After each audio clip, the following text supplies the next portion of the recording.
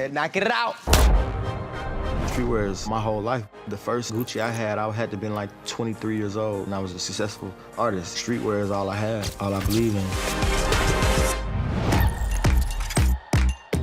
What's happening? It's your boy Offset. I am a co-signer and producer on The Hype. Streetwear has always been a part of me. Growing up, my mama didn't have the money to buy me the big name brands. I never felt like part of the high design. My influence is streetwear because it comes from the streets first and then it gets blasted out to the rest of the world. Sean John was big for me coming up. I felt like Sean John was Gucci. Boo was fire when they had their wave with the characters on there. If y'all remember Jabos, in Atlanta, that's a big thing in our culture, like the big Jabos with the slouch socks, with the Air Force Ones. The details of the pieces means so much because you gotta think a t-shirt is made 1,000,000 trillion times, a hoodie's made 1,000,000 trillion times, but what about it is gonna make it stand out? Offset. Woo, woo, woo. I just really look for the art in the pieces. That's fire, bro. The jeans and the pants is what set off everything. Can I see them? Which one? The chaps. Yeah, I like that because you can throw that on some denim. Yeah. And make it pop out. I got on right now like these 70 Levi's. They will never rip. They got like the stress in them, but they not like tearing apart. And this is from the 70s. Clothing is timeless. My particular thing in certain pieces, like say for instance hoodies, I like to have a crop, or I like for the sweater to be a certain material, or I like big hoods. I like the vintage hoodies, but I don't really like my strings, so if it got strings, you cut that out. I would never say any piece is out of style.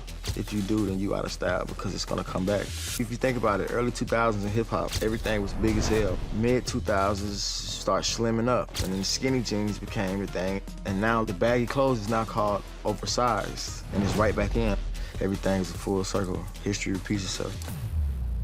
Now that I'm in a higher position that I could help people out, I throw on a lot of brands. I don't look at the tags for the who made it. I just really look for the art in the pieces. How you stitched it, bro, when you flip the inside out, the fabrics? That's dope. It's some brands that only wore one thing from them ever because the piece stood out.